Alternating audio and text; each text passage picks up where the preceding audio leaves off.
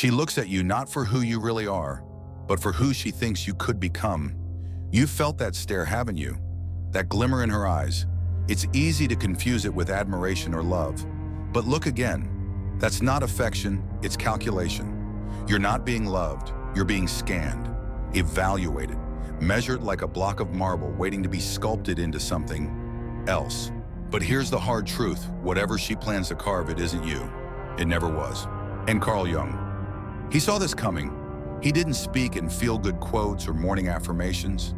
His words had teeth. His truths cut deep. He spent his life studying the darkest corners of the human psyche, the stuff we hide from ourselves. And in that abyss, he uncovered something about women that most men don't want to hear.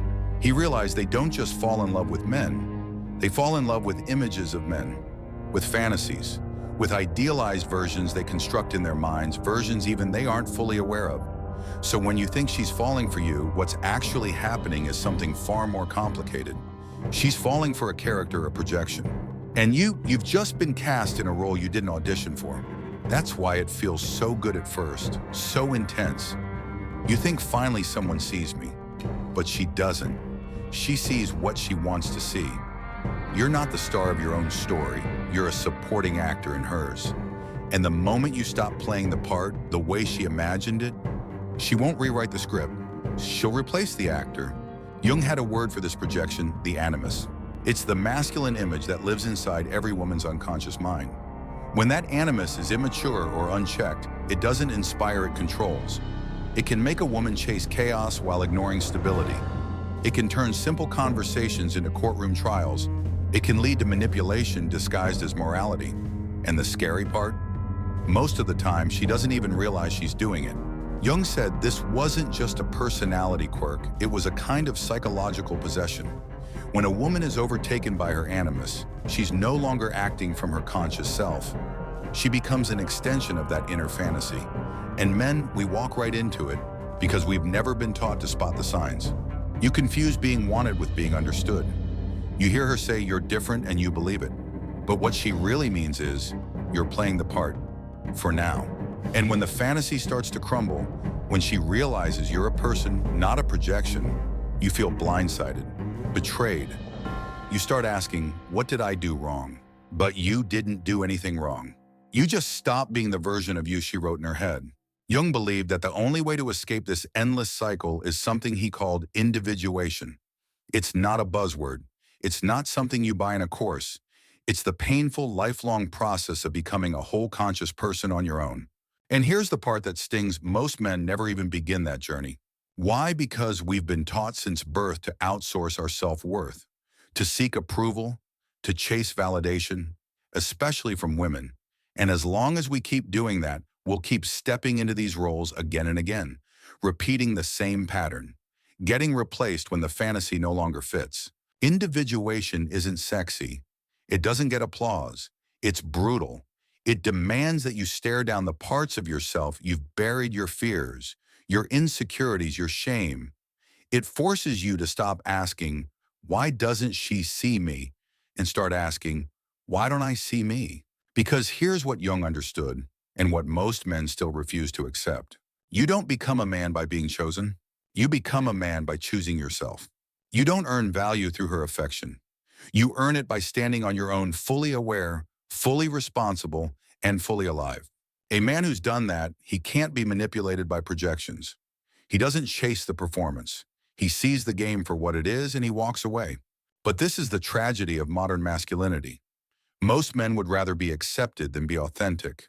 We shapeshift, we people please. We call it being a good partner or compromise, but Jung had a more honest term, self-betrayal. When you ignore your own inner life, you become vulnerable to someone else's. You get twisted and molded into something unrecognizable. You lose your spine, your identity. You trade truth for comfort. And women, they notice. Oh, they feel it.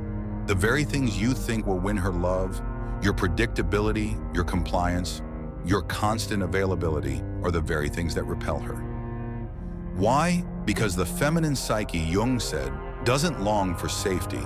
It longs for mystery, for depth, for a man who cannot be neatly explained or quietly controlled. The moment you flatten yourself, when you become fully exposed, Overly emotional, constantly accessible, you don't become lovable. You become forgettable, invisible, replaceable. And here's the twisted part that keeps most men stuck in the loop. You're more afraid of being alone than being inauthentic. You would rather lose yourself than lose her. You'd rather play a role than risk being rejected as your true self. But until you embrace that fear, until you learn to sit in your own emptiness without reaching for a hand to hold, you'll never be free. Jung said individuation is not for the faint of heart, because to walk that path, you have to die before you die. You have to burn the false selves, let them go, strip them away. Only then can something real emerge. But here's what nobody tells you: that path is lonely, terrifyingly lonely. Because once you start waking up, you can't unsee what you've seen. You start noticing the roles people play, the masks they wear, the lies they cling to just to avoid looking in the mirror. And when you try to speak the truth, they call you arrogant, cold, emotionless, too serious. They accuse you of being the problem. But you're not the problem. You're just the mirror. And people hate mirrors when they show something they'd rather not face. But here's the real twist, the one that turns your stomach a bit if you're paying attention. It's not just her, you're doing it too. Maybe not in the same way, maybe not with the same intensity, but you're projecting just as much. You're not in love with her, you're in love with what she represents. A fix, a refuge, an answer to the ache you've been carrying since you were a boy. You think she'll finally make you feel like enough, like a man, but she can't. And deep down you know that. Jung warned that both men and women do this. We don't meet each other. We meet our inner ghosts, our unmet needs, our childhood wounds, our fantasies. We slap those things onto another person and call it love. But it's not love, it's theater. And you're not the writer, you're just the actor hoping the audience claps. And when the play starts to fall apart, when your lines don't get the applause they used to, what do? You panic. You overcorrect. You try harder to play the role. You become more available, more agreeable, more what she wants. You silence your gut, kill your boundaries, and call it compromise. But it's not compromise, it's self-abandonment. And that's the part Jung was relentless about. He didn't coddle. He didn't stroke your ego. He pointed the scalpel right at your softest spot and said, "This is where you're bleeding." He saw that men were walking around as half-selves shells molded by mothers, teachers, lovers, all waiting to be completed by someone else. But you weren't born to be completed. You were born to become whole. Individuation isn't some new age buzzword. It's the hardest, most necessary work a man can do. It's not about becoming someone new. It's about reclaiming who you were before the world told you who to be. Before you got the message from family, school, media that your worth depends on being desirable, helpful, charming, soft. But let me be clear. Individuation is not about becoming cold or distant or angry. That's the mistake so many men make when they first wake up. They think strength means detachment. They swing to the other extreme. They shut down wall off refuse to feel. They think that's what being a man looks like. But that's not strength. That's just fear and armor. Jung never taught you to build walls. He taught you to build depth, to integrate every part of yourself, even the ones you hate. He said, one does not become enlightened by imagining figures of light, but by making the darkness conscious. That's the real work. Digging into your own darkness.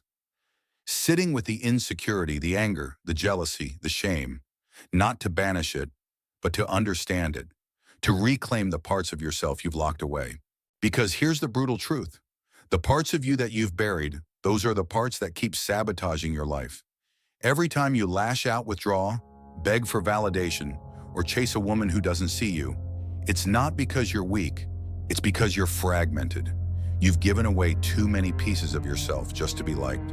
But if you start calling those pieces back piece by painful piece, something begins to shift. You stop needing her to fill the holes. You stop performing for love. You stop measuring your value by how much attention you get. You don't become arrogant, you become real. And that's terrifying for most people. Realness is uncomfortable. It's unpredictable. You can't package it. You can't control it.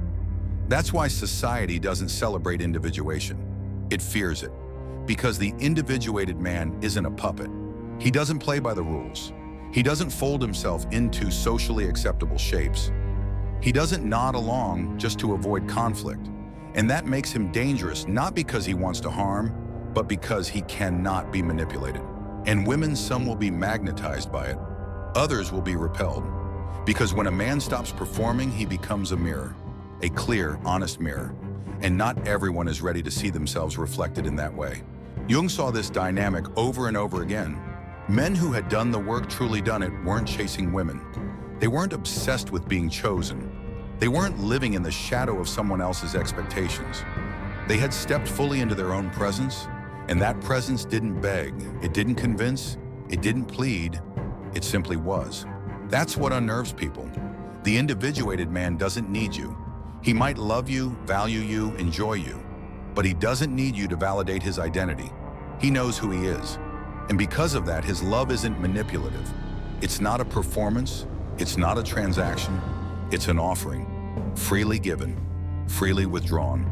But let's be honest, most men never get there. Not because they can't, but because the path is so lonely, so uncomfortable. There are no trophies for doing this work, no audience clapping, no romantic fantasy at the end of the road. You do it in silence. You do it in solitude. You do it when no one's watching, and for a long time it feels like death. Because it is a death of the false self, the performance, the persona. And just like a snake sheds its skin, you shed identities. You shed beliefs. You shed everything that was built for someone else's approval. You feel like you're losing everything. But what you're actually doing is clearing space. Space for the real you to emerge, the man who doesn't need to be chosen because he already chose himself. And here's the thing, once that man shows up, really shows up, everything changes. Not because life gets easier, not because people start treating you better, but because your center no longer wavers. Your peace is no longer tied to the emotional weather of someone else. You stop reacting. You start responding. You stop clinging. You start choosing. That's when women feel something they can't explain. It's not about looks. It's not about status. It's about being. A man who knows who he is, without apology, without bravado, without a mask, creates gravity. He doesn't chase, he draws. And the kind of women drawn to that man, they're not looking for a prince to rescue them. They've done their own work. They've met their own shadow. They've burned through their illusions too. And when two people meet like that, without masks, without projections, without roles, that's not romance, that's revelation. You can feel it when it happens. Something subtle but seismic shifts inside you. You stop waiting for the text. You stop checking who viewed your story. You stop replaying conversations in your head, trying to decode hidden meanings. You stop building altars to ghosts who don't worship you back. Not out of bitterness, not because you've become cynical, but because you finally understand what Jung was trying to say. You are not what has happened to you. You are what you choose to become. And for the first time, you start choosing, not reacting, not adapting, choosing. You choose to sit with the discomfort instead of distracting yourself. You choose solitude over company that drains you. You choose truth over harmony. Not because it's easy, but because lying to yourself is harder now. It makes you sick physically, emotionally, spiritually. People around you start to notice. They don't always have the language for it, but they feel it. You're not as soft as you used to be, not as available. You don't laugh at things you don't find funny. You don't say yes when you mean no. You've stopped being so easy to be around. And that's when the guilt comes in. A deep, gnawing guilt. Because being yourself, really being yourself, often means disappointing people, especially the ones who benefited from your self-abandonment. They call you distant, arrogant, selfish. You used to care. You used to panic. Now you listen. You nod. But you don't shrink. You don't explain. You don't plead for understanding. Because you know their discomfort is not your responsibility. You weren't put on this earth to be liked. You were put here to be whole. And wholeness isn't pretty. It's not the curated version of healing you see on Instagram. It's ugly, it's awkward, it's raw. It's saying no and watching people walk away. It's setting boundaries and feeling your whole nervous system scream that you're being mean. It's letting go of women who feel like home but treat you like a hotel somewhere, to crash until something better comes along. But you let them go anyway. Not because you don't love them, but because you finally love yourself more. And this is the part no one warns you about. When you stop performing, you lose things. You lose people, you lose comfort, you lose the illusion that love will save you. But you gain something better. You gain clarity. Clarity about what you want, what you value, what you deserve, and maybe most importantly, clarity about who you are when no one is watching. That's what Jung meant by the shadow. The parts of you that have been hidden, repressed, denied. Not because they're evil, but because they didn't fit. They made others uncomfortable, so you buried them. But buried things don't die. They fester, they leak, they sabotage. The man who hasn't met his shadow is dangerous, not because he's evil, but because he's unconscious. He'll say he's in love, but he's really just addicted. He'll say he's loyal, but he's just afraid. He'll say he's healed, but he's just numb. And when that man gets rejected, he doesn't grieve. He collapses. Or worse, he retaliates. He tries to regain control. He clings, he manipulates, he begs, he punishes. Not because he's cruel, but because he never learned how to be whole without someone else. That's why individuation isn't optional. It's necessary. Without it, every relationship you enter becomes a reenactment of old wounds. And you call it fate, or chemistry, or soulmates. But it's not fate, it's repetition. And until you make the unconscious conscious, it will control your life, and you will call it destiny. So you stop blaming her.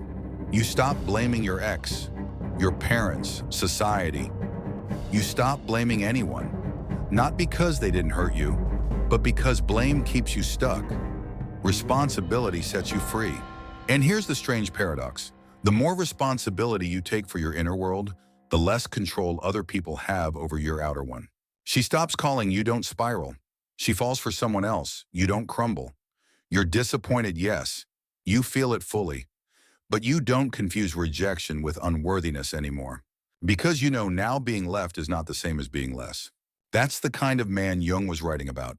The one who has roots. The one who's been to the bottom of himself and didn't try to skip the journey.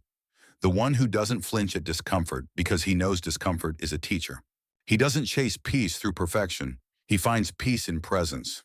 And when he meets a woman, he doesn't ask, will she complete me? He asks, can we both remain whole in each other's presence?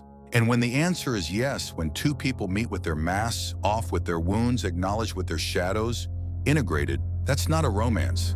That's a revolution. But if the answer is no, he walks. Not because he doesn't care, but because he's no longer interested in fragmenting himself to be loved.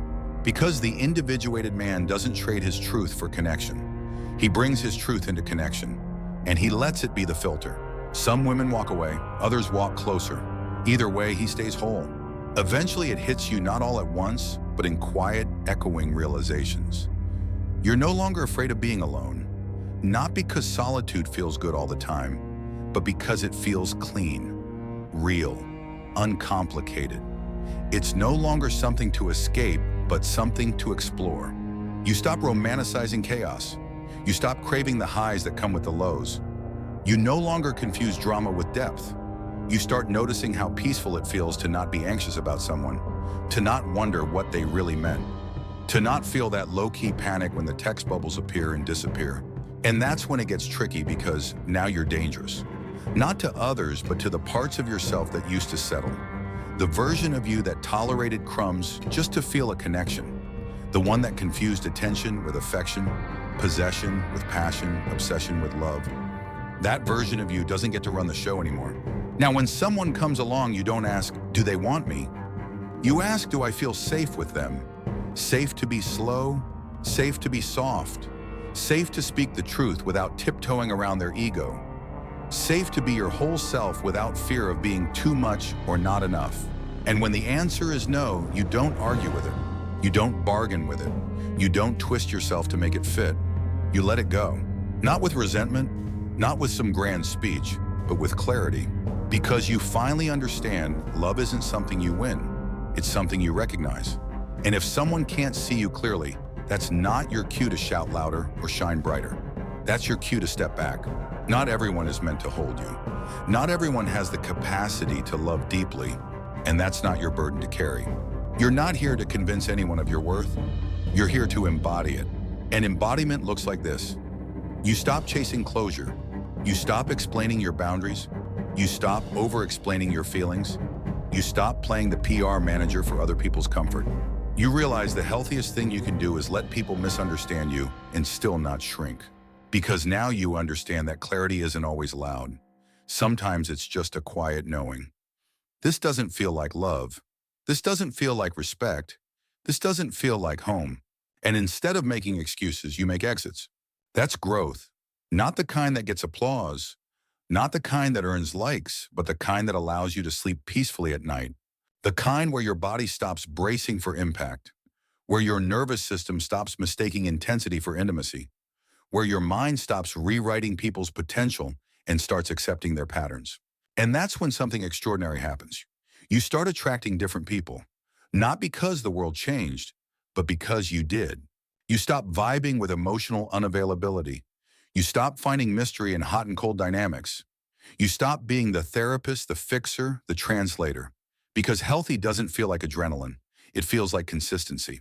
You find yourself drawn to people who text back, who keep their word, who show up when they say they will, who don't make you guess, don't make you chase, don't make you question your sanity. And at first it's boring, because chaos was your baseline. But then you realize peace is not boring, it's just unfamiliar. So you give it time. You give yourself time. And that's when you start to feel it real safety. Not the kind that's performed or conditional, but the kind that comes from within, because you've got you now. And for the first time in your life, that feels like enough. You walk into rooms without shrinking. You say what you mean without diluting. You hold space for your own feelings without needing someone to validate them. You trust yourself. You trust your gut. You trust that if something feels off, it probably is. You don't gaslight yourself anymore. And in that quiet self-trust, you bloom. Not for the gaze of others, not for applause, but because it's who you are when you're not trying to be someone else. You stop asking, how can I be loved? You start asking, how can I be more me? Because love that requires you to abandon yourself isn't love. It's a performance, and you finally left the stage. Eventually, you stop blaming them, not because what they did was okay, not because it didn't hurt, but because holding on to the story was starting to hold you back. You start to see them clearly, not as villains, not as monsters, but as people. Flawed, afraid, trying to survive with the tools they had, even if those tools left you bleeding. You don't excuse it. You just stop letting it define you. Because here's the truth. The apology might never come. The closure might never be clean. The ending might stay messy, unanswered, unresolved. But healing doesn't wait for permission. And peace doesn't need punctuation. So you let go, not to forget, but to free yourself. You let go of needing to be understood by people who never even tried. You let go of rewriting the past in your head, trying to make it make sense. You let go of the version of you that stayed quiet just to keep the peace. You make peace with the fact that some people only love you when you're easy. And you were never born to be easy. You were born to be real. And sometimes being real means being inconvenient, complicated too much. You stop apologizing for that. Because there's nothing wrong with being a lot. It just means you need someone who has room. You don't shrink anymore. You don't water yourself down to fit in their glass. You become the ocean, and you let the tide carry away anything that was never anchored in truth. You finally understand healing isn't about becoming someone new. It's about remembering who you were before the world told you who to be. And when that version of you returns, the one who laughs with her whole chest, the one who dreams out loud, the one who loves deeply without fear, you don't silence her. You welcome her home, because this time you choose her. Every day, even when it's hard, even when the old patterns knock on the door with familiar temptation, even when love shows up wearing a mask made of your past, you don't answer it. You've come too far, and you're not willing to go back just to feel something familiar. Because what's familiar isn't always what's right. And now you know the difference. You know what it feels like to breathe easy, to wake up without dread, to laugh without wondering if it's going to cost you later, to feel love that doesn't make you small. You've redefined everything. What connection means, what love feels like, what home looks like. And the beautiful thing, it was never about finding them. It was always about finding you. Because when you find yourself truly, fully, shamelessly, the rest takes care of itself. You become magnetic, not because of how you look or how clever your words are, but because your energy is clean, clear, unapologetic. People feel it. They don't always understand it, but they feel it. And the ones who are meant for you, they stay. Not because you convince them, but because they recognize you. And recognition. That's what you've always deserved. Not the kind of love that has to be earned or performed, but the kind that sees you as you are and says yes, her, exactly like that. And if that love hasn't found you yet, don't worry. It's not because you're unlovable. It's not because you're too much. It's not because you're broken. It's because you're becoming. And love that's built to last doesn't show up until you do. So for now, keep going. Keep softening without breaking. Keep loving without losing yourself. Keep growing even when no one is watching. Because you are the love story. You are the miracle. You are the one you've been waiting for all along. And one day, when you least expect it, someone will come along who's not intimidated by your fire. Someone who doesn't just tolerate your depth, but dives in. Someone whose love doesn't rescue you, but meets you. And you'll know this isn't the beginning. This is the reward. For all the nights you cried. For all the times you let go when it would have been easier to hold on. For all the boundaries you kept. For all the versions of yourself you had to grieve. You didn't just survive, you returned, whole, wiser, and finally home.